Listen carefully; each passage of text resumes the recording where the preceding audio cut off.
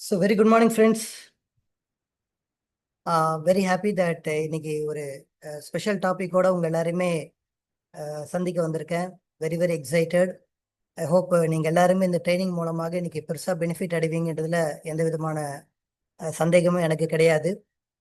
Before starting my session, என்னோட ஆடியோலாம் கிளியரா இருக்கா சார்?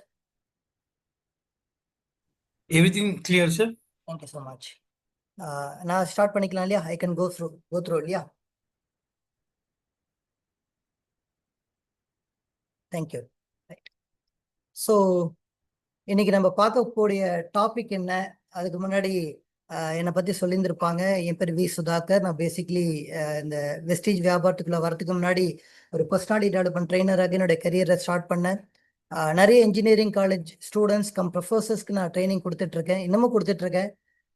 இந்த வியாபாரம் பார்க்கும்போது ஐ வாஸ் ஹைலி எக்ஸைட்டட். இது ஒரு கிரேட்டஸ்ட் ஆப்பர்ச்சுனிட்டி அப்படின்றது மட்டும் எனக்கு சரியா புரிஞ்சுது. ஸோ அதனுடைய விளைவாக இந்த பிஸ்னஸை சரியாக எடுத்து பண்ணி இன்னைக்கு இந்த வியாபாரத்தில் க்ரௌன் டைரக்டர். அண்ட் என்னுடைய அதிகபட்ச செக்கை பார்த்தீங்கன்னா ஒரு 4.25 லட்சம் ரூபாய் வரைக்கும் என்னுடைய ஹையஸ்ட் செக்கை நான் வாங்கியிருக்கேன். இது வரைக்கும் ஒரு 22 ஃபாரின் கண்ட்ரிஸ் போயிட்டு வந்திருக்கேன். ஒரு காருக்கு 2 கார் வாங்கியிருக்கேன். அண்ட் குழுக்களில் நிறைய பேர் கார் வாங்கியிருக்காங்க. பெரிய அளவில் சக்ஸஸ் எல்லாமே நடந்திருக்கு. ரைட். இப்போ எங்க லைஃப்ல வெஸ்டீஜ் இந்த மாதிரி சக்சஸ் கொடுத்துருக்கு. இதே மாதிரியான சக்சஸ் இங்க வந்திருக்கிற எல்லாரோட லைஃப்லயுமே வெஸ்டீஜ் அதை கிரியேட் பண்றதுக்கு தயாரா இருக்கு. அதுக்கான விஷயத்த கிளியர் கட்டா உருவாக்கி வச்சிருக்காங்க. அந்த சக்சஸை நான் அடையணும்னா நான் என்ன பண்ணணும்? இங்க தமிழ்நாட்டில் மட்டும் இல்ல, பேன் இண்டியா, இன்ஃபேக்ட் வெஸ்டீஜ் எங்கெங்கெல்லாம் எந்தெந்த நாட்டுக்கெல்லாம் போயிருக்கோ எல்லா இடத்துலையுமே வெஸ்டீஜ் தன்னோட கொடியை பறக்க விட்டுட்டு இருக்கு. அப்போ இந்த இடத்துல நான் ஜெயிக்கணும், நான் பெருசா வளரணும் அப்படின்னா நான் என்ன மாதிரி நான் டெவலப் பண்ணிக்கணும்? This is what we are going to see இந்த டிஸ்கவர் த லீடர்ஷிப் வித்தின் அப்படின்ற அந்த டாபிக்ல. இங்கிலீஷ்ல 2 வார்த்தை இருக்கு. ஒன்று இன்வென்ஷன் அப்படின்னு சொல்லுவாங்க, இன்னொன்று பார்த்தீங்கன்னா டிஸ்கவரி அப்படின்னு சொல்லுவாங்க. இந்த 2 வார்த்தைக்குமே ஒரு மைன்யூட் வித்தியாசம் என்ன அப்படின்னு பார்த்தீங்கன்னா, இன்வென்ஷன் அப்படின்னா நீங்க எதாவது புதுசா கண்டுபிடிக்கணும். புதுசா ஒரு விஷயத்த கண்டுபிடிச்சிங்கன்னா ஹி இன்வென்டட் அப்படின்னு சொல்லுவாங்க. ஏற்கனவே இருந்த விஷயத்த கண்டுபிடிக்கிறாங்கன்னா அதுக்கு பேர் டிஸ்கவரி அப்படின்னு சொல்லுவாங்க. புரிகிற மாதிரி சொல்லணும் அப்படின்னா, இப்போ தாமஸ் ஆல்வா எடிசன் எலக்ட்ரிக் பல்பை கண்டுபிடிச்சார். அப்போ சொல்லும் போது எப்படி சொல்லுவாங்கன்னா, Thomas Alva Edison invented electric bulb அப்படின்னு சொல்லுவாங்க. வாஸ்கோ ட காமா இந்தியாவை கண்டுபிடிச்சார் அப்படின்னா இன்வென்டட் இந்தியான்னு சொல்ல மாட்டாங்க, வாஸ்கோ ட காமா டிஸ்கவர்டு இந்தியா. ஏன்னா வாஸ்கோ ட காமா இந்தியாவை கண்டுபிடிக்கிறதுக்கு முன்னாடி இந்தியா அங்கே இருந்துச்சு. ரெண்டுத்துக்கு வித்தியாசம் இருக்கு. இல்லாத விஷயத்தை கண்டுபிடிக்கணும் அது இன்வென்ஷன், இருக்கிற விஷயத்தை கண்டுபிடிச்சிருக்காங்க அப்படின்னா அது டிஸ்கவரி. இந்த டாபிக் பாருங்களேன், டிஸ்கவர் த லீடர்ஷிப் வித்தின் அப்படின்னா என்ன? புதுசா ஏதோ இல்லை, ஏற்கனவே நம்ம கிட்ட நம்ம லைஃப்ல ஜெயிக்கிறதுக்கு, நம்ம லைஃப்ல சந்தோஷமா ஆனந்தமா வாழ்றதுக்கு தேவையான அந்த லீடர்ஷிப் குவாலிட்டி அப்படின்றது இன்பில்ட்டா நம்ம கிட்ட இருக்கு ஃப்ரெண்ட்ஸ். அப்ப ஏற்கனவே இருக்கிற விஷயத்தை தான் நம்ம இப்ப என்ன பண்ண போறோம் அப்படின்னு பாத்தீங்கன்னா டிஸ்கவர் பண்ண போறோம். ஏற்கனவே இருந்த விஷயத்த நம்ம டிஸ்கவர் பண்ணும்போது நம்ம லைஃபுக்கு நம்ம என்ன எதிர்பார்க்கிறோமோ, எந்த மாதிரியான சக்சஸ் எதிர்பார்க்கிறோமோ, எந்த மாதிரியான ஒரு ஹாப்பினஸ் எதிர்பார்க்கிறோமோ, இது எல்லாமே நம்ம லைஃப்ல வரப்போகுது. அப்போ இருக்கிற விஷயத்த நான் கண்டுபிடிக்கணும், அந்த டிஸ்கவர் பண்ணணும் அப்படின்னா நான் ஃபர்ஸ்ட் ஒரு விஷயத்த தெளிவா புரிஞ்சுக்கணும்.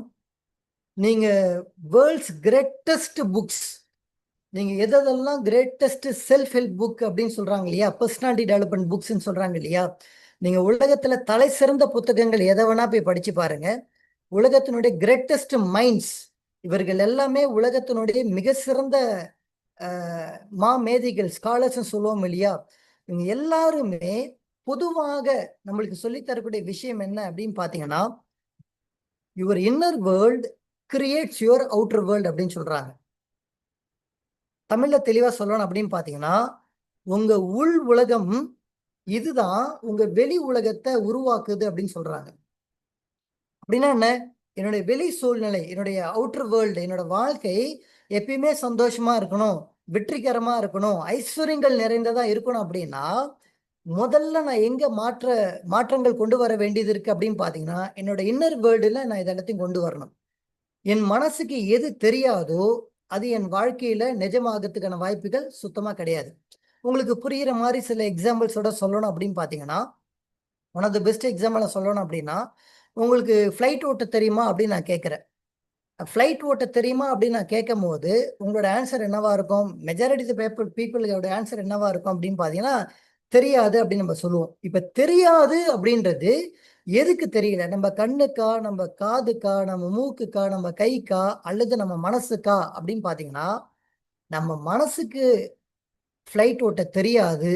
அதனால நம்ம லைஃப்ல நிஜமாக நம்மளால ஃப்ளைட் ஓட்ட முடியல. சீன மொழி தெரியுமா அப்படின்னு கேட்டா தெரியாது அப்படின்னு நம்ம சொல்றோம் அப்படின்னா எதுக்கு தெரியல? நம்ம மனசுக்கு தெரியல. அதனால நம்மளால சீன மொழியில பேச முடியல. அப்ப இதுல இருந்து நம்ம என்ன ஒரு விஷயம் நம்ம புரிஞ்சுக்க வேண்டியது இருக்கு அப்படின்னு பாத்தீங்கன்னா, எது நம்ம மைண்டுக்கு தெரியாதோ அது நம்ம வாழ்க்கையில நிஜமாகறதுக்கான வாய்ப்புகள் சுத்தமா கிடையாது. ஆனா எது நம்ம மைண்டுக்கு தெரியுதோ அது நம்ம வாழ்க்கையில இம்ப்ளிமெண்ட் ஆயிட்டே இருக்கும், நடைமுறைக்குள்ள வந்துகிட்டே இருக்கும். அப்ப என் மனசுக்கு எது தெரியுதோ அதுதான் என் வாழ்க்கையா மாறுது அப்படின்னா, என் மனசுக்கு என்னென்னலாம் நான் தெரிய வச்சிருக்கேன் அப்படின்றத நம்ம போய் பார்க்கணும். அதனாலதான் உங்க இன்னர் வேர்ல்டு உங்க அவுட்டர் வேர்ல்ட கிரியேட் பண்ணுது அப்படின்னு சொல்றாங்க. Your inner world creates your outer world. உங்க உள் உலகம் தான் உங்க வெளி உலகத்தை உருவாக்கிட்டு இருக்கு அப்படின்னு சொல்றாங்க. யார் சொல்றாங்க? Greatest Buddha's, greatest scholars, greatest minds இதை சொல்லிட்டு இருக்காங்க. அப்போ அந்த இன்னர் வேர்ல்டை நான் எப்படி வச்சுக்கணும்? அந்த இன்னர் வேர்ல்டு ஒரு மனிதனுடைய உள் உலகம் அப்படின்னு சொல்லக்கூடிய அந்த உள்நிலை, இந்த உள்நிலைய எந்த அளவுக்கு தெளிவாக வச்சுக்கிறாங்களோ அந்த அளவிற்கு அந்த மனிதனுடைய செயல்பாடுல ஒரு தெளிவு வந்துடும். செயல்பாடுல எப்ப தெளிவு பிறகுதோ அந்த மனிதனுக்கு தொட்ட காரியங்கள் எல்லாமே பொண்ணா மாறும் ஃப்ரெண்ட்ஸ். அப்ப நான் செய்ய வேண்டியது என்ன? முதல்ல என்னோட இன்னர் வேர்ல்டுல ஒரு தெளிவை கொண்டு வரணும். ஒரு எக்ஸாம்பிளோட சொல்லணும் அப்படின்னு பாத்தீங்கன்னா, ஒரு பவுல்ல ஒரு ரூபாய் காயினை வச்சு அதுல தண்ணி ஊத்திட்டு அந்த தண்ணியை நீங்க நல்லா அலசிட்டீங்க அப்படின்னா அந்த தண்ணில அலைகள் இருக்கிற வரைக்கும் அந்த ரூபாய் காயினை உங்களால தெளிவா பார்க்க முடியுமா அப்படின்னு பாத்தீங்கன்னா நிச்சயமா பார்க்க முடியாது. அப்ப எப்ப அந்த ரூபாய் காயினை எனக்கு தெளிவா தெரிய வரும்? எப்போ அந்த தண்ணீருடைய அலைகள் அடங்குதோ அப்போ அந்த ரூபாய் காயின் எனக்கு தெளிவா தெரிய வரும். அதே மாதிரிதான் உள்நிலையில குழப்பங்கள் எப்ப அதிகமாக இருக்குதோ அப்போ உங்களுக்கு வாய்ப்புகள் கண்ணுக்கு தெரியாது. உள்நிலையில எப்போ தெளிவாக நீங்க இருக்கிறீங்களோ, எந்த விதமான குழப்பங்கள் இல்லாம, எந்த விதமான அஜிடேஷன் இல்லாம நீங்க இருக்கீங்களோ அப்போ உங்களோட வாய்ப்புகள் கண்ணெதிர்க்க இருக்கக்கூடிய வாய்ப்புகள் தெளிவாக தெரிய வந்துடும் ஃப்ரெண்ட்ஸ். நிறைய பேருக்கு இந்த உள்நிலை தெளிவாக இல்லாதனாலதான் அவங்களுக்கு மெல்ல மெல்ல என்ன ஆக்டிவேட் ஆகுது அப்படின்னு பாத்தீங்கன்னா, பிளைண்ட் ஸ்பாட் அப்படின்னு சொல்லக்கூடிய ஒரு விஷயம் ஆக்டிவேட் ஆகுது அப்படின்றாங்க. இந்த பிளைண்ட் ஸ்பாட்ன்றது ஒரு பெரிய சப்ஜெக்ட். இதை பத்தி பெரிய பெரிய சயின்டிபிக்கல் ரிசர்ச் பண்ணியிருக்காங்க.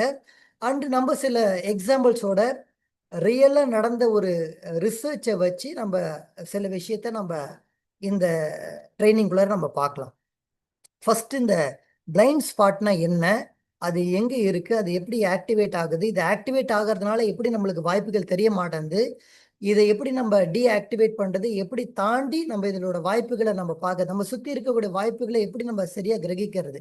இதை பார்க்கணும். ஏன் இதை நம்ம பார்க்கணும் அப்படின்னு பார்த்தீங்கன்னா, நல்லா புரிஞ்சுக்கோங்க ஃப்ரெண்ட்ஸ். நான் சொன்ன மாதிரி எல்லா கிரேட்டஸ்ட் ஸ்காலர்ஸுமே நம்மளுக்கு என்ன சொல்றாங்க அப்படின்னு பார்த்தீங்கன்னா, 80% உங்க வாழ்க்கையில நீங்க வெற்றி அடைவதற்கு 80% காரணம் என்ன அப்படின்னு சொல்றாங்க அப்படின்னு பார்த்தீங்கன்னா, உங்க மைண்ட் செட் தான் காரணம் அப்படின்றாங்க. ஐ ரிப்பீட், 80% உங்க mind set is very very important நீங்க வாழ்க்கையில வெற்றி அடைவதற்கு. ரிமைனிங் 20% தான் உங்களுடைய நாலேஜ், உங்களுடைய ஸ்கில்லு, உங்களுடைய ஸ்ட்ராட்டஜி, உங்களுடைய ஆக்ஷன் பிளான், உங்களோட கோல் செட்டிங், இது எல்லாமே எங்க வந்து உட்காருது அப்படின்னு பார்த்தீங்கன்னா இந்த ரிமைனிங் 20% வந்து உட்காருது. அப்போ நான் இந்த சொன்ன உடனே நிறைய பேருக்கு ஒரு சின்ன சந்தேகம் வரும். அப்போ இந்த ஆக்ஷன் பிளானோ, இந்த ஸ்ட்ராட்டஜியோ, இந்த கோல் செட்டிங்கோ அந்த அளவுக்கு முக்கியம் இல்லையா அப்படின்னு பார்த்தீங்கன்னா, நல்லா புரிஞ்சுக்கோங்க. உங்க லைஃப்ல நீங்க வெற்றி அடையணும் அப்படின்னா இந்த 20% சொன்னேன் இல்லைங்களா? உங்களுடைய ஸ்கில், நாலேஜ், கோல் செட்டிங், ஸ்ட்ராட்டஜி, ஆக்ஷன் பிளான், இது இந்த 20% நீங்க எந்த அளவுக்கு ஆக்டிவேட் பண்றீங்களோ, நடைமுறைப்படுத்த போறீங்களோ, அதுதான் உங்க சக்சஸை நிர்ணயிக்கவே போகுது. ஆனா இந்த 20% ஆஃப் யுவர் லைஃப் சரியா நடக்கணும் அப்படின்னா 80% மைண்ட் செட் சொன்னோம் பார்த்தீங்களா, அது கரெக்டாக இருக்கணும். இந்த 80% மைண்ட் செட்டை சரியா வைக்கலனா இந்த 20% உங்களோட ஆக்ஷன் பிளான், உங்களுடைய ஸ்கில்லு எதுவுமே உங்களுக்கு சரி வர கை கூடாது. அப்போ எது உங்க ரிசல்ட் டிசைட் பண்ண போது, இந்த 20% டிசைட் பண்ண போது, இந்த 20% டிசைட் பண்ண போற விஷயம் எதுனா இந்த 80% மைண்ட் செட். அதனால தான் இந்த மைண்ட் செட்டை எந்த அளவுக்கு நீங்க பெர்ஃபெக்ட் டியூனிங்ல வைக்கிறீங்களோ, ஒரு சரியான அலைவரிசையில் உங்களோட மைண்ட் செட்டை நீங்க வச்சிட்டீங்க அப்படின்னா உங்களோட ஆக்ஷன் தெளிவாக இருக்கும். அதனால தான் சொல்லுவாங்க, thoughts leads to feelings, feelings leads to action and action leads to result. அப்போ உங்களோட ரிசல்ட் தெளிவாக இருக்கணும் அப்படின்னா உங்க மைண்ட் செட் தெளிவா இருக்கணும். 80% ஒரு மைண்ட் செட் அப்படின்றாங்க. அப்போ இந்த மைண்ட் செட் டிசைட் பண்ணக்கூடிய விஷயங்கள் எங்க எங்க இருந்து ஆரம்பிக்குது அப்படின்னு பாத்தீங்கன்னா, நம்ம கொஞ்ச நேரத்துக்கு முன்னாடி பேசணும் இல்லைங்களா, இந்த பிளைண்ட் ஸ்பாட் அப்படின்னு நம்ம பேசணும் பாத்தீங்களா. முதல்ல இந்த பிளைண்ட் ஸ்பாட்டை பத்தி நம்ம டீட்டெயிலா புரிஞ்சுப்போம். இது எப்படி என்னோட வாய்ப்புகளை பார்க்க விடாம தடுக்குதுன்றதை பார்ப்பாங்க. ரைட். இப்போ சே ஃபார் எக்ஸாம்பிள், இந்த பிளைண்ட் ஸ்பாட்டை ஒரு எக்ஸாம்பிள் சொல்லணும் அப்படின்னு பார்த்தீங்கன்னா, நான் வந்து நிறைய எக்ஸாம்பிள் சொல்ல முடியும். ஒரு வீட்லயே பசங்க இருப்பாங்க. அம்மாவோ அப்பாவோ சொல்லுவாங்க, கிச்சன்ல போயிட்டு இந்த பொருள் இருக்குப்பா, அந்த பொருளை போய் எடுத்துட்டு வா அப்படின்னு சொல்லுவாங்க. சே ஃபார் எக்ஸாம்பிள், சர்க்கரை டப்பா இருக்கு எடுத்துட்டு வா அப்படின்னு சொல்றாங்கன்னு ஒரு எக்ஸாம்பிளுக்கு வச்சுக்கோங்க. எந்த குழந்தை கிச்சனுக்குள்ள நுழையும் போது, ஐயோ அந்த சர்க்கரை டப்பா எங்க இருக்குன்னு நான் எப்படி கண்டுபிடிக்கிறது அப்படின்ற சந்தேகத்தோட நுழையுதோ, அந்த குழந்தைக்கு அந்த சர்க்கரை பாக்ஸ் கண் முன்னாடி தான் இருக்கும். ஆனா சந்தேகத்தோட இந்த கிச்சனுக்குள்ள நுழையும் போது பிரெயின்ல என்ன நடக்குது அப்படின்னு listen to me very carefully. பிரெயின்ல என்ன நடக்குது அப்படின்னு பாத்தீங்கன்னா, பிளைண்ட் ஸ்பாட் அப்படின்ற ஒரு விஷயம் ஆக்டிவேட் ஆயிடும். அந்த பிளைண்ட் ஸ்பாட் ஆக்டிவேட் ஆயிடுச்சுன்னா அவன் போய் தேடுவான். அவன் கண் முன்னாடி தான் அந்த சர்க்கரை பாக்ஸ் இருக்கும், சர்க்கரை டப்பா இருக்கும். ஆனா அது அவன் கண்ணுக்கு தெரியாது. இப்ப நம்ம என்ன நினைச்சிட்டு இருக்கோம்னா, அந்த பொருள் எனக்கு கண்ணுக்கு தெரியல நம்ம நினைச்சிட்டு இருக்கோம். சயின்ஸ் அப்படி வேலை செய்யல. ஹியூமன் இன்டெலெக்ட் அப்படி வேலை செய்யல. ஹியூமன் இன்டெலெக்ட் எப்படி வேலை செய்யுதுன்னா, நான் கிச்சனுக்குள்ள நுழையும் போது எனக்கு அந்த பாக்ஸ் எங்க இருக்குன்னு நான் கண்டுபிடிக்கிறது கஷ்டம் நான் நினைச்ச உடனே, நல்லா புரிஞ்சுக்கோங்க, மூளைக்குள்ளாரையே அது என்ன பண்ணணும்னா ஒரு ஸ்கிரீனை போட்டுரும். மூளைக்குள்ளாரே இந்த ஸ்கிரீனை போட்டதுனால கண் முன்னாடி அந்த சர்க்கரை டப்பா இருக்கும். ஆனா மூளைக்குள்ளரே ஒரு திரையை போட்டுடும். அந்த பாக்ஸ் உங்க கண்ணுக்கு தெரியாது. ஆனா நான் போய் கண்டுபிடிக்கிறேன் அப்படின்னு உள்ளார நுழையிறாங்க இல்லையா, அவங்க போன உடனே அவங்க டக்குன்னு அவங்க நேரா அந்த பொருள் மட்டும் கண்ணுக்கு தெரியும். ஆக்சிடென்ட் ஆகுது. நல்லா கவனிங்க. ஆக்சிடென்ட் ஆகுறத பார்த்திருக்கீங்களா? அவன் போயிட்டு ஏதோ ஒரு பேரிகேட்ல போய் முட்டியிருப்பான். பேரிகேட்ல போய் அவன் கார் ஏன் முட்டுது அப்படின்னு பார்த்தீங்கன்னா, அவன் கவனம் கரெக்டா அந்த பேரிகேட் மேல தான் இருந்திருக்கும். அவன் கொஞ்சம் கான்ஷியஸா அந்த பேரிகேடை விட்டுட்டு எந்த இடத்துல ரோட்ல கேப் இருக்கோ அந்த கேப்பை நோக்கி அவனோட இன்டெலெக்டை திருப்பி விட்டுருந்தார் அப்படின்னா அந்த ஆக்சிடென்ட் நடக்கிறதுக்கான வாய்ப்புகள் அங்க கம்மியா இருந்திருக்கும். ஏன் ஆக்சிடென்ட் நடந்திருக்குன்னா அவருடைய தாட் ப்ராசஸ் நேரம் அந்த பேரிகேட் மேல போயிருக்கும், போய் முட்டியிருப்பாரு. Listen to me very carefully. Listen very very carefully. இது நிஜம்தானா சுதாகர் அப்படின்னு கேட்டீங்கன்னா, இதை பத்தி ஊருப்பட்ட ரிசர்ச் பண்ணியிருக்காங்க. மேபி இன்ட்ரெஸ்டிங்கா 2 ரிசர்ச் நடந்ததை உங்களுக்கு சொல்றேன் நான். ஒரு குரூப் ஆஃப் ஸ்டூடெண்ட்ஸை கூப்பிட்டு எல்லார் கையிலுமே ஒரே நியூஸ் பேப்பரை கொடுத்துட்டாங்க.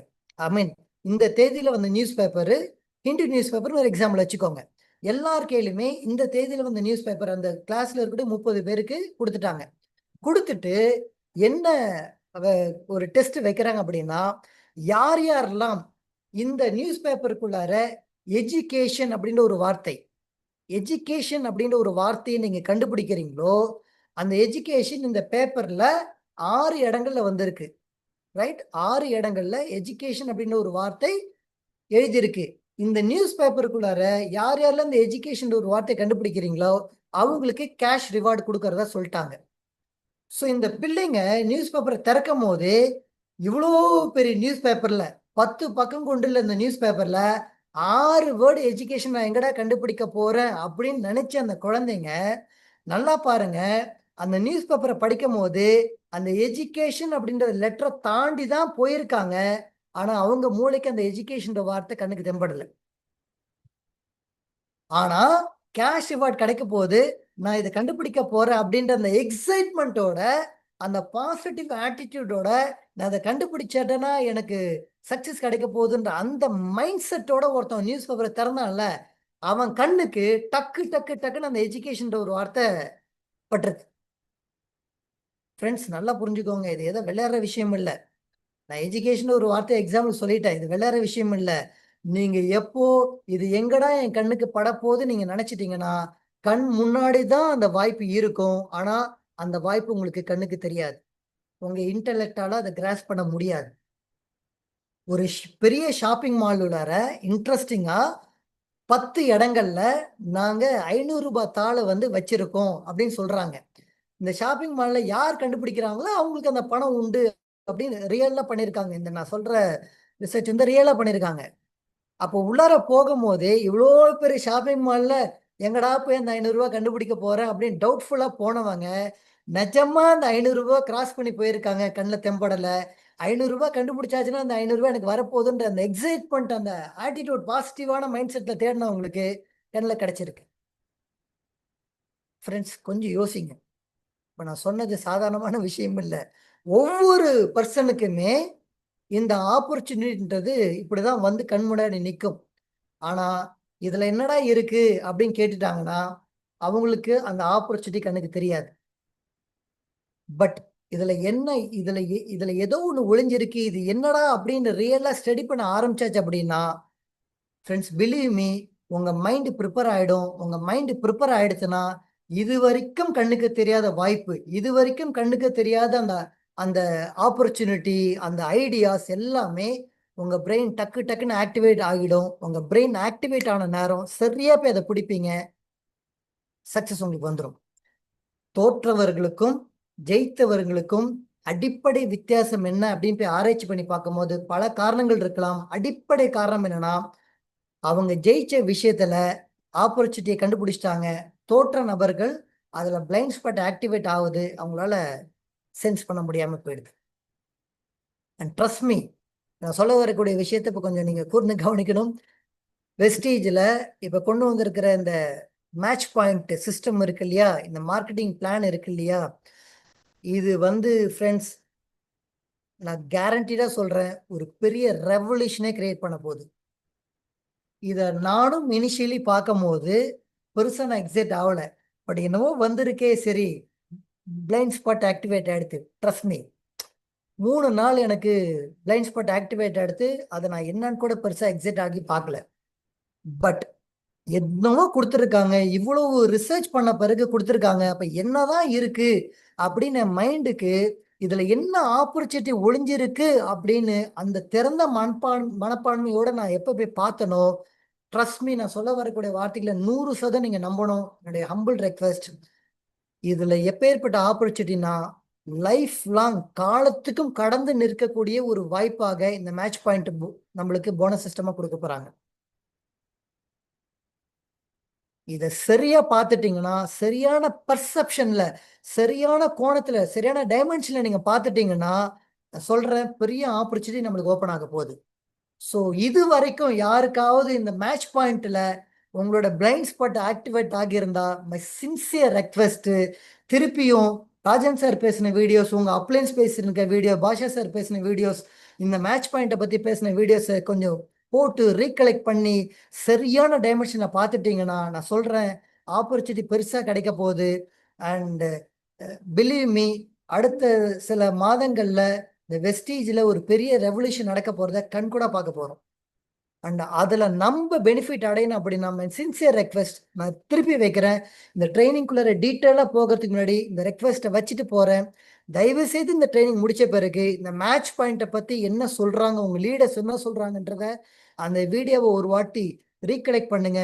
பிலீவ் மீ, புரியாத விஷயங்கள் இப்போ புரிய ஆரம்பிச்சிடும். காரணம், நிறைய பேருக்கு இதுல ஆப்பர்ச்சுனிட்டி இருக்குன்னு தேட ஆரம்பிச்சிங்கன்னா உங்களுக்கு அந்த ஆப்பர்ச்சுனிட்டி கண்ணில் பட ஆரம்பிச்சிடும். So with this will enter in to the topic in detail. இதுக்குள்ள நம்ம டீட்டெயிலாக போகலாம் ஃப்ரெண்ட்ஸ். ரைட், ஒரு லீடர்ஷிப் எனக்குள்ளார மலரணும், ஏற்கனவே இருக்கக்கூடிய லீடர்ஷிப்பை நான் ஆக்டிவேட் பண்ணணும் அப்படின்னா நல்லா புரிஞ்சுக்கோங்க. நான் புதுசாக கற்றுக்கிட்டதை விட நிறைய விஷயங்கள் கற்று வச்சிருக்கேன்ல, அதை நான் அன்லேர்ன் பண்ண ஆரம்பிக்கணும். மிகப்பெரிய விஷயம் இது. நான் லேர்ன் பண்றதை விட நிறைய விஷயங்களை அன்லேர்ன் பண்ணணும். காரணம் என்ன அப்படின்னா, நான் நிறைய விஷயங்கள் இது சரி அப்படின்னு நினைச்சு நான் வளர்ந்துருப்பேன். இதுதான் சரி, இந்த தாட் சரி, இது இந்த தாட் படி நான் போனா என்னால வளர முடியும். நான் சில விஷயங்கள் அண்டர்ஸ்டாண்ட் பண்ணி வச்சிருப்பேன் இல்லையா? நிஜமாகவே அந்த தாட் ப்ராசஸ் நம்மளுக்கு பெருசா ஹெல்ப்ஃபுல்லா இருந்திருக்காது. பட் ரியலா நான் அன்லேர்ன் பண்ணிட்டு லீடர்ஸ் எனக்கு என்ன மாதிரியான விஷயத்த சொல்லி தராங்களோ அதை நான் இன்புட்டா கொண்டு வந்துட்டேன் அப்படின்னா இது நம்மளுக்கு ஒரு பெரிய வாய்ப்புகளை ஓபன் பண்ண போகுது ஃப்ரெண்ட்ஸ். அப்ப நான் அன்லேர்ன் பண்ணணும். எந்தெந்த மாதிரியான விஷயங்களை நான் அன்லேர்ன் பண்ணணும். அன்லேர்ன்னா என்ன? நான் எது சரி நினைச்சிட்டு இருந்தனோ அதை டிராப் பண்ணிட்டு எது வெற்றியாளர்கள் கொடுக்கிற சிந்தனையை நான் இன்புட்டா நான் எடுத்துக்கிட்டேன் அப்படின்னா என்னோட லைஃப்ல பெரிய பெரிய மாற்றங்கள் நிகழ்வது உறுதி. அப்போ நான் என்ன மாதிரியான விஷயத்த நான் அன்லேர்ன் பண்ணணுன்றதை இப்ப நம்ம டீட்டெயிலா பார்க்கலாம். Let's go one by one. Say for example, நம்மளுக்கு சொல்லி கொடுத்துருப்பாங்க,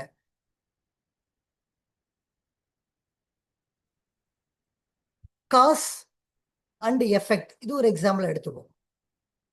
காஸ் அண்ட் எஃபெக்ட் இது ஒரு பெஸ்ட் எக்ஸாம்பிளா நம்ம பார்ப்போம். காஸ் அண்ட் எஃபெக்ட்னா என்ன? ஒரு காரணம், இந்த காரணத்தினால இந்த காரியம் நடந்திருக்கும். ஐ ரிப்பீட், ஒரு காரணம் நடந்திருக்கும், அந்த ஒரு காரணம் இருக்கும், அந்த காரணத்தினால இந்த காரியம் நடந்திருக்கும். இதுதான் காஸ் அண்ட் எஃபெக்ட். விதை விதைச்சிங்கன்னா செடி முளைக்கும். இது விதை விதைக்கிறது ஒரு காசு, அதனுடைய எஃபெக்ட் என்ன? செடி முளைக்கிறது எஃபெக்ட். இந்த காஸ் அண்ட் எஃபெக்டை கொஞ்சம் டிஃப்ரெண்ட் டைமென்ஷன்ல இப்ப நம்ம கொஞ்சம் பார்ப்போம். ஒரு மனிதர் ரெகுலரா மீட்டிங்ஸ் அண்ட் ட்ரைனிங்ஸ் வந்துகிட்டே இருக்கிறார் அப்படின்னா அவருக்கு நிச்சயமா சக்சஸ்ன்றது அஷ்யூர் பண்ணிடலாம். நம்ம டெஃபினட்டா கேரண்டி பண்ணிடலாம். பட் ஒரு மனிதர் ட்ரைனிங்ஸ் அண்ட் மீட்டிங்ஸே வரல. இப்போ அவரை போய் நம்ம கேட்கும் போது ஏன் நீங்க மீட்டிங்ஸ் அண்ட் ட்ரைனிங்ஸ் வர்றதில்லை அப்படின்னு நீங்க கேட்டீங்கன்னா அவர் நம்மளுக்கு என்ன கொடுப்பாருன்னா காரணத்தை கொடுப்பாரு. Listen to me very carefully. அவர் நம்மளுக்கு என்ன கொடுக்குறாரு? காரணத்தை கொடுக்குறாரு. இந்த காரணத்தினால நான் மீட்டிங்ஸ் அண்ட் ட்ரைனிங்ஸ் வரல. ஏன் நீங்க ஒழுங்கா படிக்கலன்னு ஒரு ஸ்கூல் படிக்கிற பிள்ளைகிட்ட கேட்டீங்கன்னா இந்த காரணத்தினால நான் படிக்கல அப்படின்னு நம்ம சொல்லுவாங்க. சரி, இப்ப ஒருத்தர் மீட்டிங்ஸ் அண்ட் ட்ரைனிங்ஸ் ரெகுலரா வரல அப்படின்னா அவர் வியாபாரத்துல வெற்றி அடைவதுன்றது சாத்தியம் இருக்கா? அப்ப அந்த காரியம் என்ன? தோல்விதான் காரியமாக வந்து நிற்கும். இப்போ ஏன் மீட்டிங் அண்ட் ட்ரைனிங் வரல அப்படின்னு யாராவது நம்மளை பார்த்து கேட்டா நம்ம பிரெயினுக்கு நம்ம இனிமேட்டு என்ன மாதிரியான பயிற்சி நம்ம கொடுக்கணும் அப்படின்னா ஏன் வரலன்ற காரணத்தை கொடுக்கறதுக்கு பதிலாக அந்த காரியம் இருக்குல்ல, நான் வியாபாரத்துக்குள்ள வரலன்னா நான் தோல்வி அடைஞ்சிருவேன் அப்படின்ற அந்த எண்ட் ரிசல்ட் இருக்குல்ல, அந்த எண்ட் ரிசல்ட்டை சொல்றதுக்கு நானும் ப்ராக்டிஸ் பண்ணணும் என் பிரெயினுக்கு. சே ஃபார் எக்ஸாம்பிள், ஏன் நீங்க மீட்டிங் அண்ட் ட்ரைனிங் வரல அப்படின்னா நான் வெஸ்டீஜ்ல வெற்றி அடைவதற்கு தயாராக இல்லை, அதனால நான் மீட்டிங்ஸ் அண்ட் ட்ரைனிங்ஸ் வரல அப்படின்னு நம்ம சொல்லும் போது இங்க என்ன நடக்குது அப்படின்னு பாத்தீங்கன்னா பிரெயினுக்கு ஒரு ஷாக் ட்ரீட்மெண்ட் நீங்க கொடுக்குறீங்க. Listen very carefully.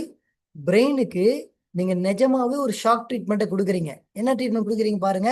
நான் வெஸ்டீஜ்ல நான் வெற்றி அடைவதற்கு தயாரா இல்லை, அதனால நான் மீட்டிங் அண்ட் ட்ரைனிங் வரல.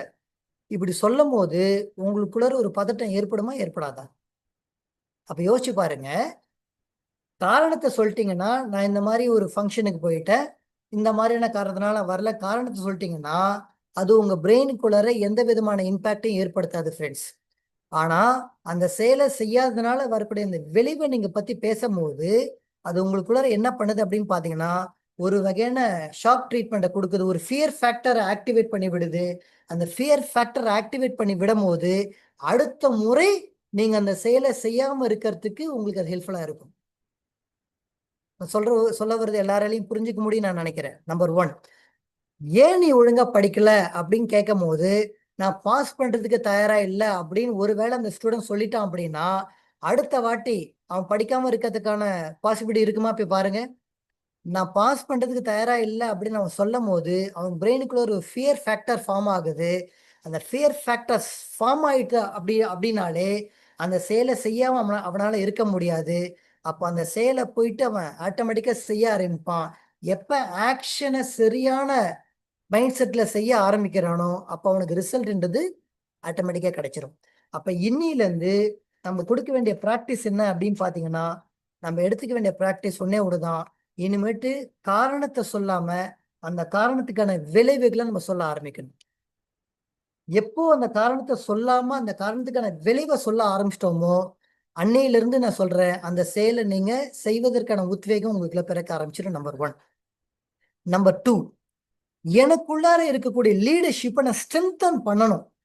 நான் தினமும் புக்கு படிக்கிறேன், நான் தினமும் ட்ரைனிங் அட்டன் பண்றேன், நான் தினமும் நல்ல நல்ல விஷயங்களை நான் கேட்கிறேன், நான் ரியலா மோட்டிவேஷனோட தான் இருக்கிறேன்.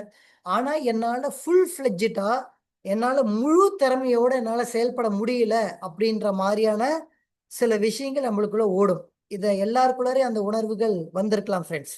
அந்த மாதிரியான சேலஞ்சஸ் வருது அப்படின்னா அதுக்கு அடிப்படை காரணம் என்ன? 2வது விஷயம், இப்ப நான் சொல்ல போறது 2வது விஷயம், ரொம்ப ரொம்ப முக்கியமான விஷயம். அடிப்படை காரணம் என்ன அப்படின்னு பாத்தீங்கன்னா, தாட் கண்டிஷன் ஆயிருக்குன்றதை நம்ம புரிஞ்சுக்கணும். தாட் என்ன ஆயிருக்குங்க? கண்டிஷன் ஆயிருக்கு. தாட் கண்டிஷனிங்னா என்ன அப்படின்றத ஒரு எக்ஸாம்பிளோட பார்த்துட்டு அந்த தாட் கண்டிஷனை விட்டு நம்ம எப்படி வெளில வர்றது அப்படின்றத நம்ம பார்க்கலாம். What is thought conditioning? இப்ப நல்லா கவனிங்க. இது ஒரு நிஜமா பண்ண ரிசர்ச்சுங்க. சயின்டிபிக்கலி நிஜமா பண்ண ஒரு ரிசர்ச்.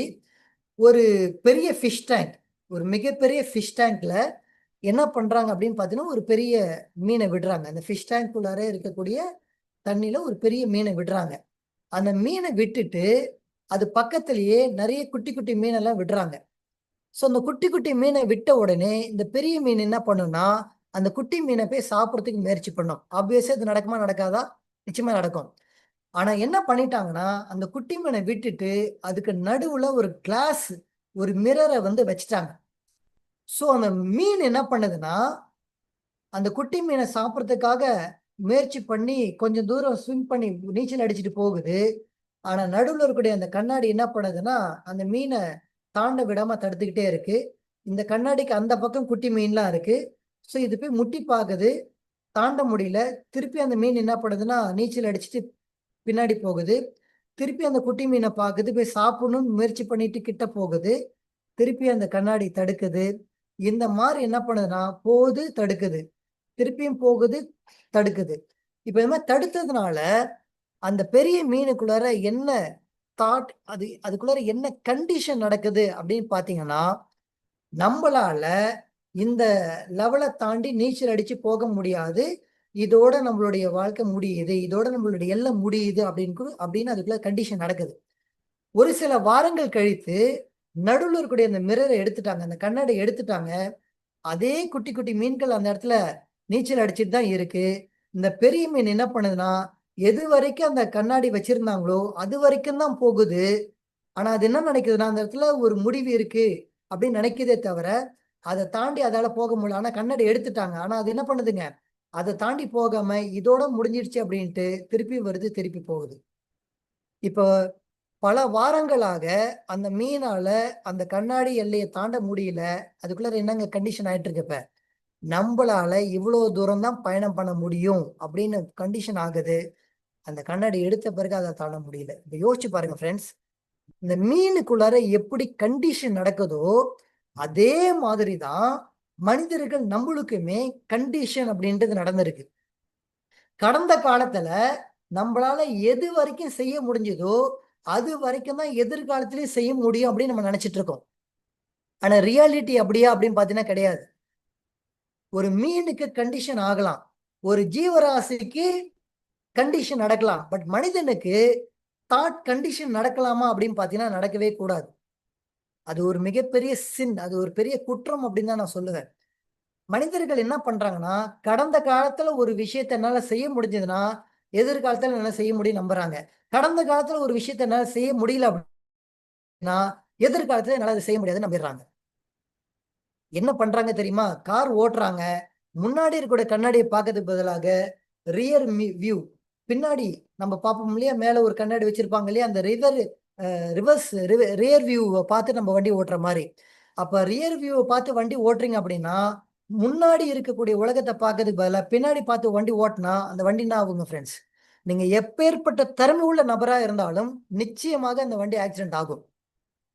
அதனால தான் உங்ககிட்ட நிறைய டேலண்ட் இருக்கும், உங்ககிட்ட நிறைய ஸ்கில் இருக்கும், உங்ககிட்ட எக்ஸ்ட்ராடினரியான எல்லா வகையான விஷயங்கள குடுத்திருந்தும் கூட ஏன் ஒரு லெவலுக்கு மேல சக்சஸ் அடைய முடியல அப்படின்னா தாட் கண்டிஷன் ஆகியிருக்கு. கடந்த காலத்துல என்ன செய்ய முடியுதோ அதான் செய்ய முடியும் நம்பி நம்பி நம்பி எதிர்காலத்தை அணுகுறீங்க. இந்த இடத்துல ஒரு சின்ன விஷயத்த சொல்ல விருப்பப்படுறேன் ஃப்ரெண்ட்ஸ். தயவு செய்து சொல்லுவாங்க இல்லையா, கடந்த கால அனுபவத்தை வச்சு உங்க எதிர்காலத்தை நீங்க பாருங்கன்னு சொல்லுவாங்க இல்லையா, அப்படி பார்க்காதீங்க. Don't try to learn from your experience. Experience ஒரு அளவுக்கு தேவைதான், நான் இல்லைன்னு மறுத்து பேசல. உங்க பிரெயின் எப்படி ஃபங்க்ஷன் ஆகுதுன்னு கொஞ்ச நேரத்தில் நான் சொல்றேன் பாருங்க. எக்ஸ்போர்ட்ஸ் நம்மளுக்கு என்ன சொல்லி தராங்கன்னா, stop learning from your experience. இந்த ட்ரைனிங்ல நீங்க கத்துக்கக்கூடிய ஒரு மிகப்பெரிய பாயிண்ட் இது. Stop learning from your experience, start learning from the expert அப்படின்னு சொல்றாங்க.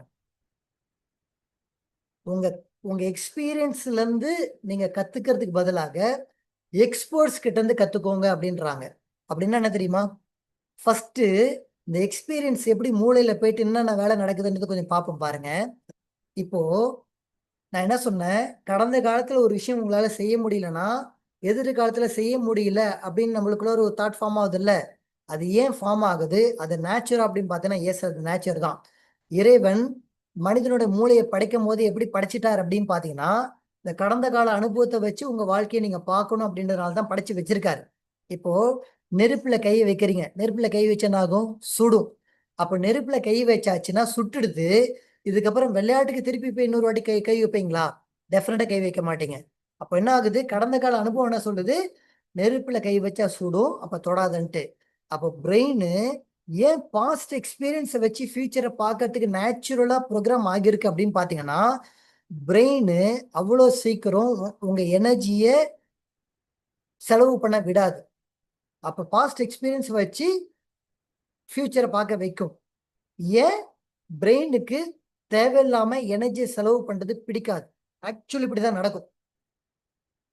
அப்ப நான் பாஸ்ட் எக்ஸ்பீரியன்ஸ் வச்சு தான் நான் லைஃப் அணுகணுமா? அதனாலதான் சொல்றேன், உங்க கடந்த கால அனுபவத்தை வச்சு நீங்க வாழ்க்கை அணுகிறத விட எக்ஸ்பர்ட்ஸோடைய ஐடியாஸை வச்சு நீங்க வாழ்க்கை அணுகிட்டீங்கன்னா இப்ப என்ன நடக்கும்னா, எக்ஸ்பர்ட்ஸோடைய எக்ஸ்பீரியன்ஸ்ல அவங்க வாழ்க்கையை சரியான கோணத்துல பார்த்திருப்பாங்க.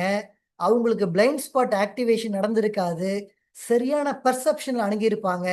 அவங்க என்ன சொல்லித் தராங்களோ அதை உங்க எக்ஸ்பீரியன்ஸ்குள்ள நீங்க கொண்டு வந்துட்டீங்கன்னா, இப்ப என்ன நடக்கும் அப்படின்னு பாத்தீங்கன்னா, எக்ஸ்பர்ட்ஸோட எக்ஸ்பீரியன்ஸ் உங்க எக்ஸ்பீரியன்ஸா மாற ஆரம்பிக்கும். Instead of your experience becoming your experience, எக்ஸ்பர்ட்ஸோட எக்ஸ்பீரியன்ஸ் உங்க எக்ஸ்பீரியன்ஸை நீங்க கொண்டு வந்துட்டீங்கன்னா ஒரு பெரிய ஷிஃப்ட் நடக்கும். ஒரு மிகப்பெரிய ஷிஃப்ட் நடக்கும் அந்த இடத்துல. இப்ப நல்லா சொல்றேன் பாருங்க. பிரெயின்ல லட்சக்கணக்கான நியூரான்ஸ் இருக்கு ஃப்ரெண்ட்ஸ். லட்சாதி லட்சக்கணக்கான கோடிக்கணக்கான நியூரான்ஸ் நம்ம பிரெயின்ல இருக்கு. இந்த பிரெயின்ல எப்படி பழக்கங்கள் ஃபார்ம் ஆகுது அப்படின்றது இப்ப நான் சொல்றேன். கொஞ்சம் கூர்ந்து கவனிங்க. இது உங்க வெஸ்டேஜ் பிசினஸ்ல உங்க சக்சஸ வேற மாதிரி இப்ப மாத்திரும். Please listen to me very very carefully. இப்ப நல்லா பாருங்க. நிறைய பேருக்கு ஸ்மோக் ஹேபிட் இருக்கும். இந்த ஸ்மோக் ஹேபிட்டை விடவே முடியலன்னு சஃபர் ஆகிறவங்க இருக்கிறாங்க. பார்த்துருக்கோமா இல்லையா? என்னால இந்த ஸ்மோக் ஹேபிட்டை விடவே முடியலைங்க, என்னால இந்த ட்ரிங்க் ஹேபிட்டை விடவே முடியலைங்க. பார்த்துருக்கோமா இல்லையா? ஏன் அவங்களுக்குள்ள இந்த ஹேபிட்டை விட முடியல அப்படின்னு பார்த்தீங்கன்னா, தாட் பேட்டர்ன் ஃபார்ம் ஆயிருக்கும். என்ன ஃபார்ம் ஆயிருக்கும்? தாட் பேட்டர்ன் ஃபார்ம் ஆயிருக்கும். ரிப்பீட்டடா ஒரு பழக்கம் உள்ளார போய் போய் போய் என்ன ஆகும்னா, பிரெயின்ல ஒரு பேட்டர்ன் ஃபார்ம் ஆயிடும். அந்த பேட்டர்ன் எப்படி ஃபார்ம் ஆகுதுன்னா, இப்போ நான் பாடி லாங்குவேஜ்ல காட்டுறேன். எக்ஸாக்டா நியூரான்ஸ்ல இப்படிதான் நடக்கும் பாருங்க. இங்க பாருங்க. ஒரு பழக்கத்தை நீங்க உருவாக்குறீங்கன்னா ஒரு சின்ன புள்ளி மாதிரி மூளையில ஃபார்ம் ஆகும். இந்த பக்கம் ஒரு புள்ளியும் இந்த பக்கம் ஒரு புள்ளி, சின்ன புள்ளியா ஆரம்பிக்கும். அதே பழக்கத்தை நீங்க 2வது நாள் 3வது நாள் முதல் வாரம் 2வது வாரம் பல மாதங்கள் நீங்க பண்ண பண்ண பண்ண என்ன ஆகுனா, அந்த புள்ளி மெல்ல மெல்ல பெருசாகி மெல்ல மெல்ல பெருசாகி மெல்ல மெல்ல பெருசாகி மெல்ல மெல்ல பெருசாகி இந்த 5 விரல் விரியுது பார்த்திருக்கீங்களா? இதே மாதிரியே எக்ஸாக்டா நியூரான்ஸ்ல 5 விரல் விரிகிற மாதிரி நியூரான்ஸ் விரியும். இப்படி விரிஞ்சு தூரத்துல இருக்கக்கூடிய இந்த 2 புள்ளிகள் அந்த ஹேபிட் உங்களுக்குள்ளார ஃபார்ம் ஆக எப்படி போய் முடிச்சு போட்டுக்கணும்? இப்படி போய் இறுக்கமா முடிச்சு போட்டுரும். இப்படி போய் இறுக்கமா முடிச்சு போட்டுடுத்து அப்படின்னா உங்களால அந்த தாட்ல இருந்து வெளில வர்றது ரொம்ப கஷ்டமாயிடும். தாட் கண்டிஷனா இருக்கு பாத்தீங்களா? என்னால இது வரைக்கும் வெஸ்டீஜ்ல இந்த லெவலுக்கு மேல வளர முடியல, என்னால இந்த செக்குக்கு மேல எடுக்க முடியல, ஒரு தாட் கண்டிஷன் ஆயிருக்குல்ல. இந்த தாட் கண்டிஷன் எப்படி ஆகிருக்குன்னா இப்படி போய் ஃபார்ம் ஆகிடும். இந்த இந்த மாதிரி ஒரு தாட் பேட்டர்னை வச்சுக்கிட்டு நீங்க எதிர்காலத்தை நீங்க அணுகுனீங்கன்னா எப்படி உங்களுக்கு செக் வளரும், எப்படி உங்களுக்கு பிசினஸ் அடுத்த லெவலுக்கு வளரும், எப்படி நீங்க லைஃப்ல அடுத்த கட்ட லெவலுக்கு வளருவீங்க. அதனால தான் இப்ப நீங்க என்ன பண்ண, அப்ப நான் சுதாகர் நான் என்ன பண்ணணும், ரொம்ப சிம்பிள். புதிய பொருள் வீட்டுக்குள்ள வந்துடுதுன்னா பழைய பொருள் ஆட்டோமேட்டிக்கா வெளியில போயிடும். சார்னோ நம்ம வீட்டுக்குள்ள ஒரு புதுசா ஒரு சேர் வருதுன்னா பழைய சேர் என்ன பண்ணும், தூக்கி வெளில போட்டுரும். அதே மாதிரி நீங்க புதுசான ஒரு விஷயத்த உள்ளுக்குள்ளார ஹேபிட்டா கொண்டு வந்துட்டீங்கன்னா பழைய ஹேபிட் ஸ்ட்ராங்கா ஃபார்ம் ஆயிருக்குல்ல, இதை நீங்க எடுக்க முயற்சியே பண்ண வேண்டாம். இதை நீங்க எடுக்க முயற்சியே பண்ண வேண்டாம். புதுசாக ஒரு ஹேபிட்டை நீங்க உள்ளுக்குள்ள கொண்டு வந்துட்டீங்கன்னா இந்த பேட்டர்ன் மெல்ல மெல்ல எப்படி உங்ககிட்ட இருந்து எட்ட போச்சுன்னு தெரியாது. காரணம் புது பேட்டர்ன் உங்களுக்குள்ள என்ன ஆயிட்டு இருக்கு, இப்ப மெல்ல மெல்ல ஃபார்ம் ஆகுது. அப்போ தாட் கண்டிஷனை விட்டு வெளியில வரணும்னா உங்க லீடர்ஸ் கிட்ட போய் க்ளோஸா பழகுங்க. உங்க லீடர் இந்த மார்க்கெட்டிங் பிளானை எந்த கோணத்துல பார்த்திருக்காரோ, உங்க லீடர் வெஸ்டீஜோடைய எதிர்காலத்தை எந்த கோணத்துல பார்த்திருக்காரோ அந்த கோணத்தை நீங்க உங்க பிரெயின்குள்ள தாட் பேட்டர்னை கொண்டு வந்துட்டீங்கன்னா அவங்களுக்கு வர சக்சஸ், அவங்களுக்கு இப்படி சொல்ற, அவங்களுக்கு கொட்டுற பணம் உங்களுக்கும் கொட்ட ஆரம்பிச்சிடும். இந்த ஒரு ஹேபிட். அதனாலதான் உங்க பாஸ்ட் எக்ஸ்பீரியன்ஸ்ல இருந்து நீங்க கத்துக்கிறத முயற்சி பண்ணாதீங்க. Stop learning from your experience, start learning from the experts. இது ரொம்ப பெரிய சப்ஜெக்ட், பட் என்னால எவ்வளவு சுருக்கி கொடுக்க முடியுமோ I am trying my level best. அப்ப தாட் கண்டிஷன்ல இருந்து நான் வெளியில எவ்வளவு சீக்கிரம் வர முடியுமோ அவ்வளவு சீக்கிரம் நான் வந்தாகணும் ஃப்ரெண்ட்ஸ். இப்போ என்ன நடக்குதுன்னு பார்ப்போம். சுதாகர் நீ சொல்றதெல்லாம் கரெக்டு. நான் ரெகுலரா ட்ரைனிங்ல போய் உட்கார்றேன், நான் ரெகுலரா என் அப்ளைன்னு சொல்றதெல்லாம் நான் கேட்கறேன். ஆனாலும் ப்ராசஸ்குள்ளர் நான் வரும்போது, லிசன் வெரி கேர்ஃபுல்லி, ப்ராசஸ்குள்ளர் வரும்போது நானு கொஞ்சம் ஸ்லிப் ஆகிறேன். நடந்திருக்கா இல்லையா? எல்லாம் கரெக்ட் கிளியரா போயிட்டு இருக்கும். ஆனா ப்ராசஸ்குள்ள வரும்போது அவங்க இறங்கி ஆக்ஷன் பிளான்குள்ள வரும்போது எங்கேயாவது ஒரு சில இடங்கள் என்ன ஆயிடுவாங்கன்னா ஸ்டக் ஆவாங்க. இப்ப நம்ம ரெண்டு விஷயத்த டீட்டெயிலா பார்க்க போறோம். கொஞ்சம் கூர்ந்து இப்ப நீங்க கவனிக்கணும். அண்ட் இந்த இடத்துல ஒரு சின்ன விஷயத்த சொல்ல விருப்பப்படுறேன். இந்த ஜூம் அப்படின்ற இந்த ட்ரைனிங் எதுக்காக கொண்டு வந்தாங்கன்னா ஒருத்தவங்க முகத்தை இன்னொருத்தவங்க பார்த்து எடுக்கணும்னு தான். நம்ம வீடியோவை ஆஃப் பண்ணிட்டு உட்காந்தோம்னா நான் ஏதோ ஒரு பிளாக் ஸ்க்ரீனை பார்த்துட்டு எடுக்கும் போது எனக்கு நீங்களாம் கவனிக்கிறீங்களா இல்லைன்னு தெரியல. இந்த ஜூம்ன்ற டெக்னாலஜி கொண்டு வந்ததுக்கான காரணம் நீங்க என் முகத்தை பார்க்கணும், நான் உங்க முகத்தை பார்க்கணும்னு. அட்லீஸ்ட் உங்களால முடிஞ்சா இப்ப ஆன் பண்ணிட்டு உட்காருங்க, இல்லை அடுத்தடுத்த ட்ரைனிங்லயாவது டிசிப்ளினா உட்காந்து கேளுங்க. பிகாஸ் இது ஏதோ சும்மா படுத்துட்டு நான் கேட்கறேன், நான் வேலை செஞ்சுட்டே கேட்கறேன், இந்த ட்ரைனிங் ஒர்க் அவுட் ஆகாது. இந்த விஷயங்கள் உங்களுக்குள்ள டீட்டெயிலா ஒர்க் அவுட் ஆகணும்னா please be very discipline. Oh, thank you so much. Now listen to me very carefully. Right. Thank you. 43 நிமிஷம் கழிச்சு உங்களுக்கு உங்க பிரெயினுக்குள்ள போய் நான் வேலை செஞ்சிருக்கேன் இப்ப. ரைட். Thank you so much. நான் listen to me very carefully. Sudhakar, நான் ட்ரைனிங் ரெகுலராக அட்டன் பண்றேன், நான் கரெக்டான ஃபார்மேட்ல தான் போறேன். ஆனா ப்ராசஸ்குள்ள நுழையும் போது நான் அப்பப்போ டிமோட்டிவேட் ஆகிறேன். What is the reason? இந்த டிமோட்டிவேஷனை தாண்டி நான் எப்பயுமே பர்மனண்டா நான் எப்படி செல்ஃப் மோட்டிவேட்டிங் ஃபேக்டரா நான் மாறணும். ரிப்பீட், நான் எப்படி பர்மனண்டா செல்ஃப் மோட்டிவேட்டிங் ஃபேக்டரா நான் மாறுறது, அதுக்கான விஷயத்தை இப்ப நம்ம டீட்டெயிலா பார்ப்போம். நல்லா பாருங்க ஃப்ரெண்ட்ஸ், வாழ்க்கையில வெஸ்டேஜ் வியாபாரம், வாழ்க்கையில விட்டோம், வெஸ்டேஜ் வியாபாரமா எடுத்துப்போம். வெஸ்டேஜ் வியாபாரத்துல ஜெயிச்சவங்களும் இருக்காங்க, வெஸ்டேஜ் வியாபாரத்தை விட்டுட்டு போனவங்களும் இருக்காங்க. Yes or no? வெற்றி அடைஞ்சவங்களும் இருக்கிறாங்க, விட்டுட்டு போனவங்களும் இருக்காங்க. What makes the difference? இந்த டிஃபரன்ஸ் நான் கேட்ட உடனே சில பேர் என்ன சொல்லுவாங்க, சார் அவங்களுக்கு சுக்கிர தசை அடிச்சிருக்கும் சார், ஜெயிச்சவங்களுக்கு உடம்பெல்லாம் மச்சம். உடம்பெல்லாம் மச்சம்னா நீங்க ஏன் நீங்க க்ளோஸா என் டீம்ல இருந்தீங்கன்னா நேரம் நான் வேற மாதிரி எடுத்துட்டு போயிருப்பேன். வாஷா சார் ரெஸ்ட்ரிக்ட் பண்ணிட்டாரு அளந்து சார் அப்படின்ட்டு. ரைட், கொஞ்சம் யோசிங்க, எதனால இது நடக்குது, இந்த இந்த இந்த ப்ராசஸ்ல என்ன நடக்குதுன்றதை பார்ப்போம் இப்ப. ரைட்டா? அப்ப எனக்கு உடம்பெல்லாம் மச்சத்தினால அவங்க ஜெயிச்சிட்டாங்க, சுக்கிரதேசனால ஜெயிச்சிட்டாங்களான்னு கிடையாது ஃப்ரெண்ட்ஸ். விட்டுட்டு போனாங்கல்ல அவங்களுக்கு இந்த வியாபாரத்துல டிமோட்டிவேட்டிங் அப்படின்னு ஒரு பாயிண்ட்ல வந்திருக்கும். வெஸ்டில ஜெயிச்சாங்கல்ல, கேட்டு பாருங்க, அவங்களும் ஒரு பாயிண்ட் ஆஃப் டைம்ல வெஸ்டேஜ்ல சோர்ந்து போயிருப்பாங்க. எழுதி தரங்க. நீங்க சித்தார்த் சார் கிட்ட போய் கேட்டு பாருங்க, என்னோட அப்ளைன் ராஜன் சார் கிட்ட கேட்டு பாருங்க, என்னோட அப்ளைன் ஃபருக் சார் கிட்ட கேட்டு பாருங்க, இல்ல உங்க அப்ளைன் தமிழ்நாட்டில் கிரேட்டஸ்ட் லீடர்ஸ் இருக்காங்க, போய் கேட்டு பாருங்க. ஏதாவது ஒரு இடத்துல அவங்களுக்கும் சோர்வு தட்டி இருக்கும்.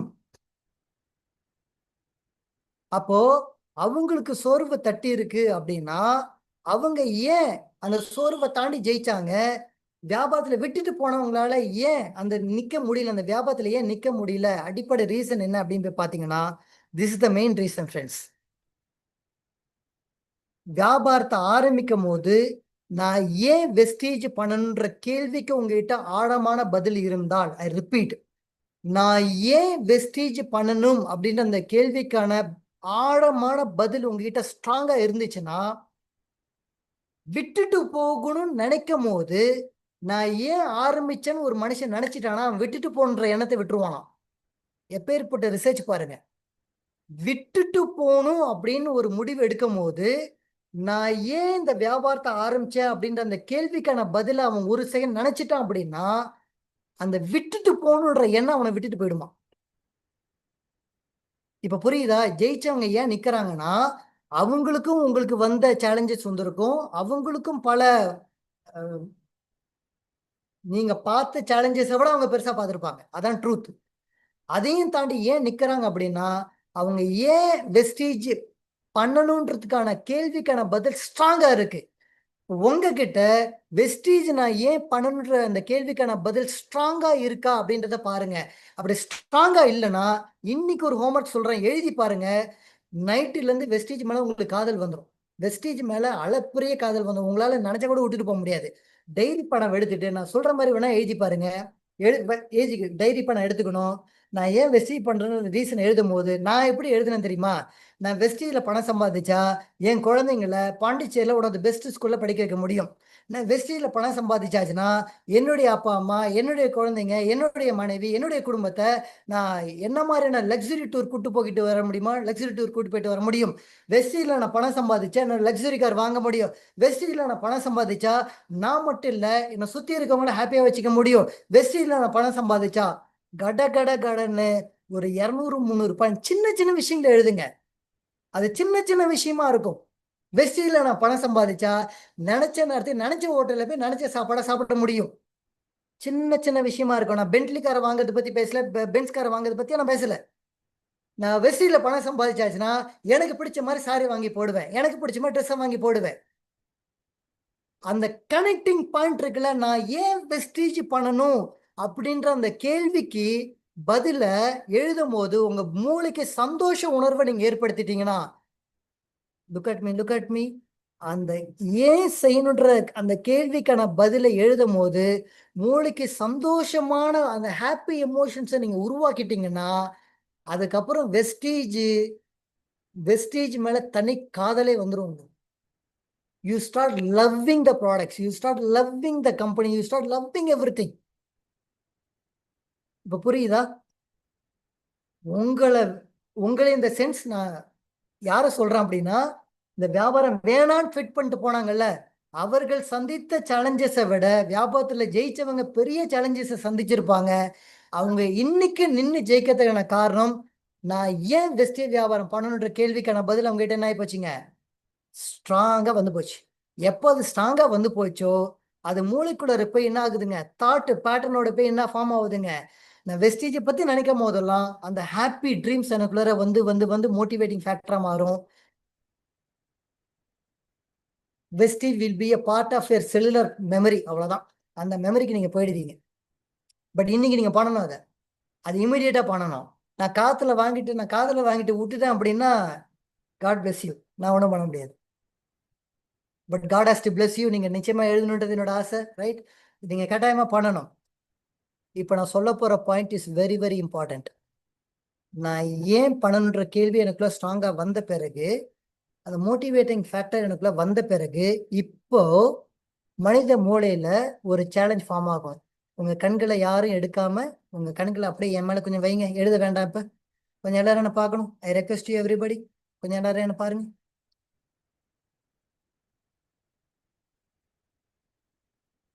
வேற எக்ஸாம்பிள் சொல்லி இப்ப அந்த பாயிண்ட்டுக்குள்ள நான் கனெக்ட் பண்றேன். Listen to me very carefully.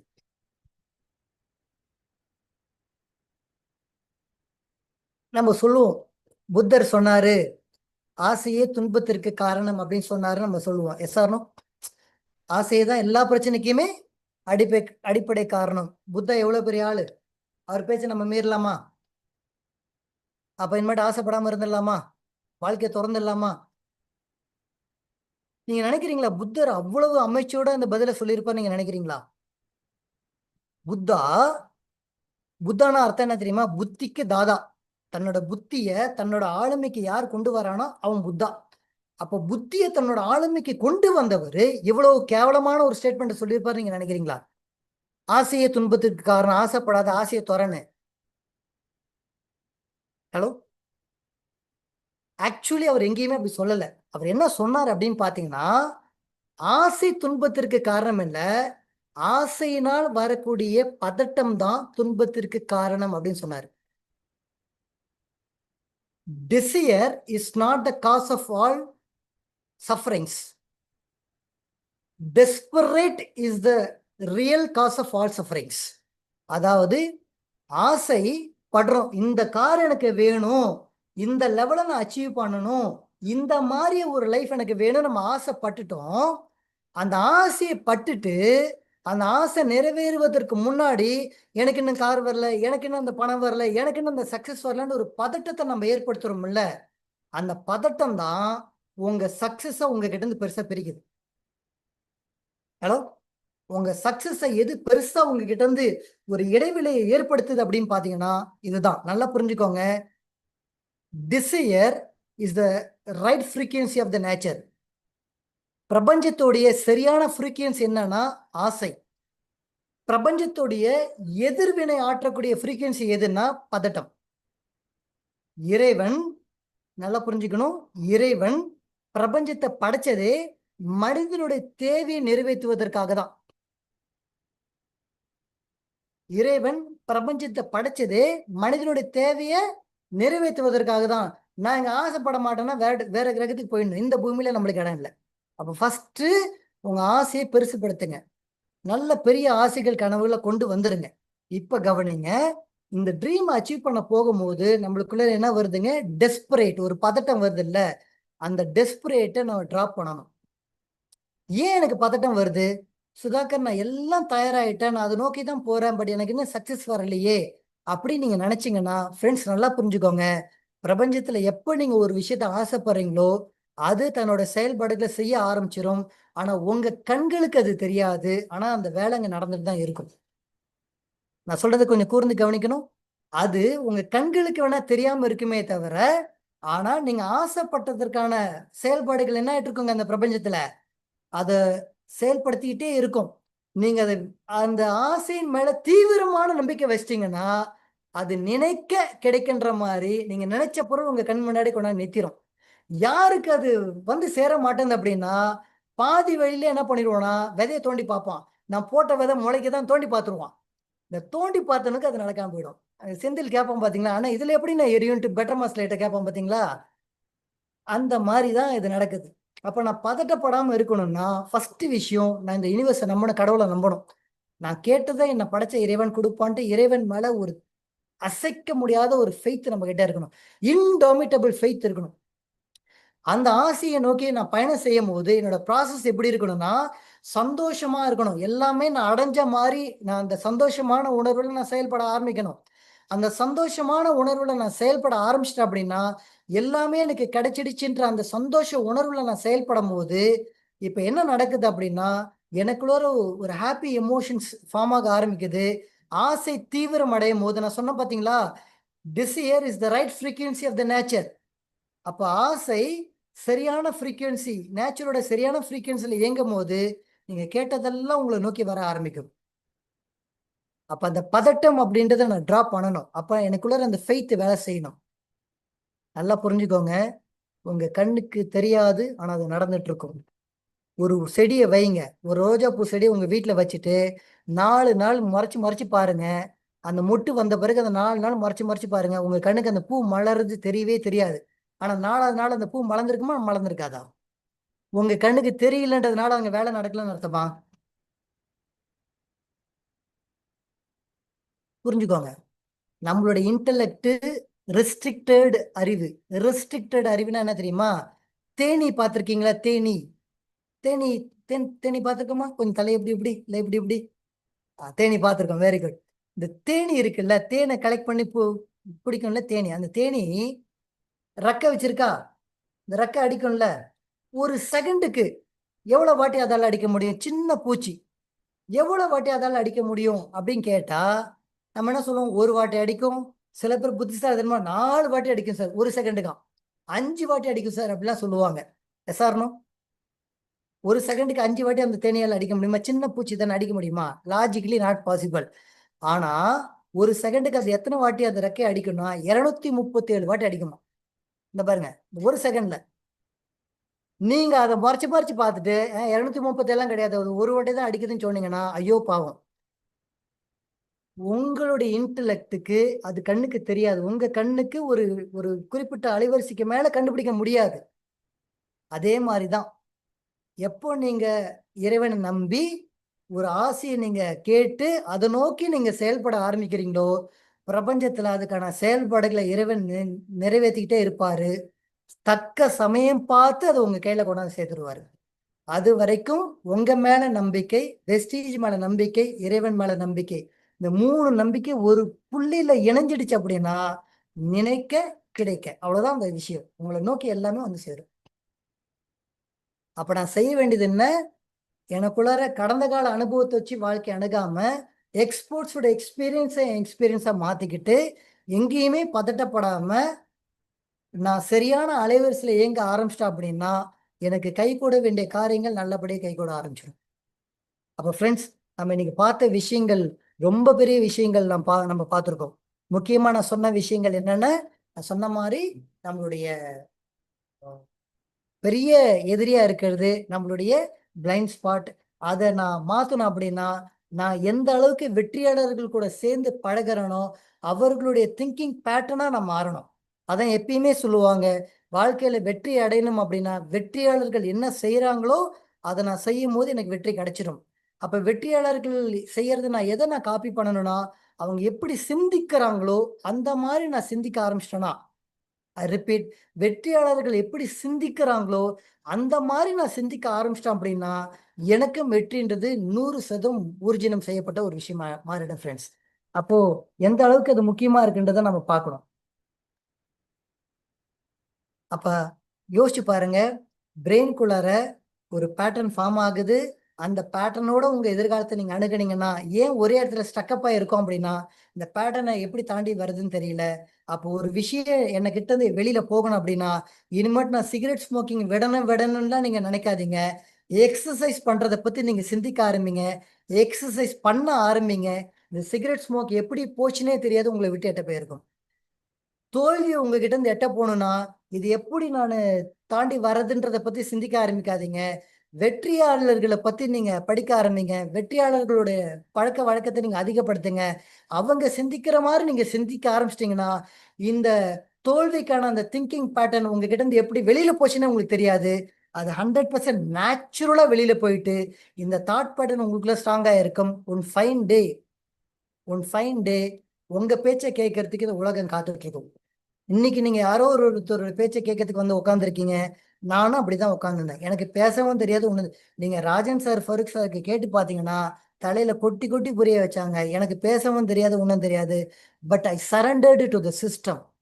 அவங்க என்ன சொன்னாங்களோ கேள்விகள் கேட்காம சரண்டர் ஆனோம். அந்த சரண்டர் ஆனதுக்கான விளைவு இன்னைக்கு சக்சஸ்ன்றது ஒரு மிகப்பெரிய லெவலுக்கு எங்களுக்கு கொடுக்க ஆரம்பிச்சிருக்கு. எங்களோட தாட் பேட்டர்னே மாத்த ஆரம்பிச்சிடுச்சு. எங்களோட சிந்திக்கும் திறனை மாத்த ஆரம்பிச்சிடுச்சு. Same with you. Last 2 to 3 minutes அப்படியே தவத்துல உட்காந்து கேட்குற மாதிரி நீங்க கேட்கணும். Listen to me very carefully. Listen to me very very carefully. நான் அடிக்கடி என்னோட ட்ரைனிங்க சொல்றதான், the child of a king could not be a beggar. I repeat, the child of a king could not be a beggar. ஒரு அரசனின் குழந்தை ஒருபோதும் ஏழையாக வாழவே முடியாது. Yes or no? ஒரு நாட்டுக்கே ராஜா அப்படின்னா அவனுடைய குழந்தை எப்படி ஏழையா வாழ்வான். அவனும் ராஜாத்தி ராஜா வாழ்க்கை தானே வாழ்வான். Yes or no? இப்போ ஒரு அழியக்கூடிய ராஜாவே தன்னோட மகனை ராஜ வாழ்க்கை வாழ வைக்கிறான் அப்படின்னா பேரண்டத்தெல்லாம் படைச்சு நம்மளையும் படைச்சு அமுச்சு விட்டுருக்காருல்ல. அவருடைய குழந்தை லாஜிக்கலி சொல்லுங்க, ஏழையா வாழ்றதுக்கு ஏதாவது காரணம் இருக்க முடியுமா? நேச்சுரல்ல ப்ராஸ்பெரிட்டி தான் ரைட் ஃப்ரீக்வன்சில இருக்குது.